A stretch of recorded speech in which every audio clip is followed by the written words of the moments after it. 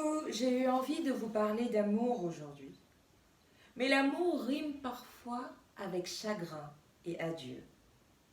Je vous lirai un passage tiré de Voyage au bout de la nuit, de Céline.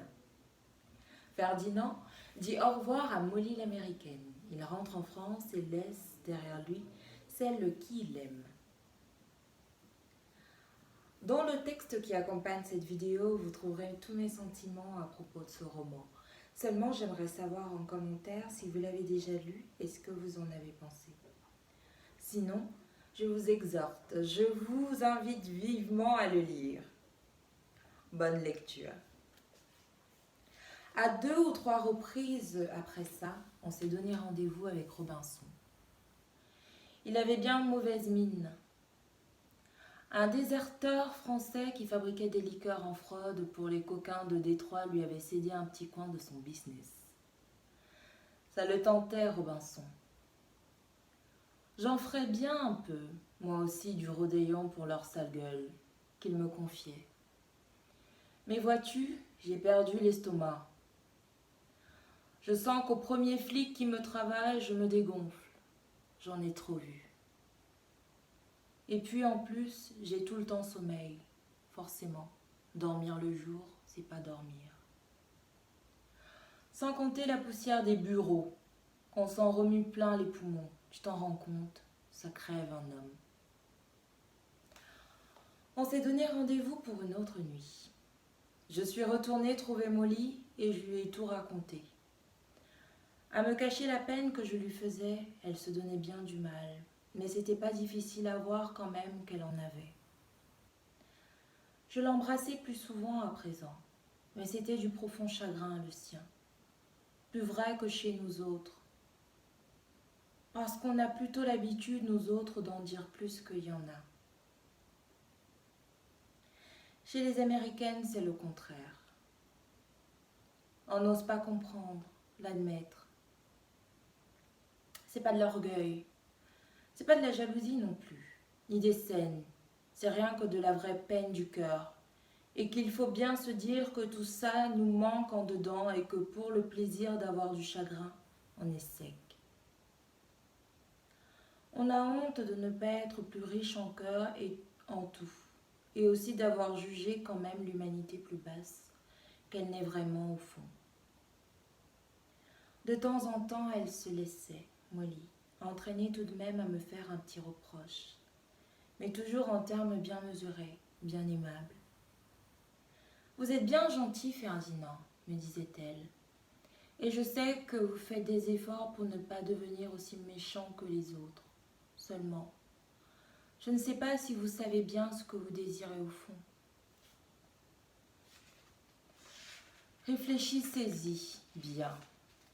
Il faudra que vous trouviez à manger de retour là-bas, Ferdinand. Et ailleurs, vous ne pourrez plus vous promener comme ici, à rêvasser pendant des nuits et des nuits, comme vous aimez tant à le faire, pendant que je travaille. Vous y pensez, Ferdinand ? Dans un sens, elle avait 1000 fois raison, mais chacun sa nature. J'avais peur de la blesser, surtout qu'elle se blessait bien facilement. Je vous assure que je vous aime bien, Molly, et je vous aimerai toujours, comme je peux, à ma façon. Ma façon, c'était pas beaucoup. Elle était bien en chair pourtant, Molly, bien tentante. Mais j'avais ce sale penchant aussi pour les fantômes. Peut-être pas tout à fait par ma faute.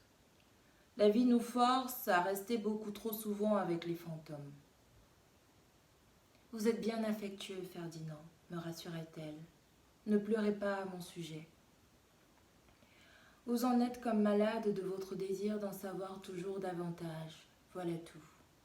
Enfin, ça doit être votre chemin à vous, par là, tout seul. C'est le voyageur solitaire qui va le plus loin. Vous allez partir bientôt alors ? Oui. Je vais finir mes études en France, et puis je reviendrai, lui, assurai-je avec culot. Non, Ferdinand. Vous ne reviendrez plus. Et puis, je ne serai plus ici non plus. Elle n'était pas dupe. Le moment du départ arriva. Nous allâmes un soir vers la gare un peu avant l'heure où elle rentrait à la maison. Dans la journée, j'avais été faire mes adieux à Robinson. Il n'était pas fier non plus que je le quitte. Je n'en finissais pas de quitter tout le monde. Sur le quai de la gare, comme nous attendions le train avec Molly, passèrent des hommes qui firent semblant de ne pas la reconnaître, mais ils chuchotaient des choses. « Vous voilà déjà loin, Ferdinand. Vous faites, n'est-ce pas, Ferdinand, exactement ce que vous avez bien envie de faire? Voilà ce qui est important. C'est cela seulement qui compte. » Le train est arrivé en gare. Je n'étais plus sûre de mon aventure quand j'ai vu la machine. Je l'ai embrassé, Molly, avec tout ce que j'avais encore de courage dans la carcasse. J'avais de la peine, de la vraie, pour une fois, pour tout le monde, pour moi, pour elle, pour tous les hommes. C'est peut-être ça qu'on cherche à travers la vie, rien que cela. Le plus grand chagrin possible pour devenir soi-même avant de mourir.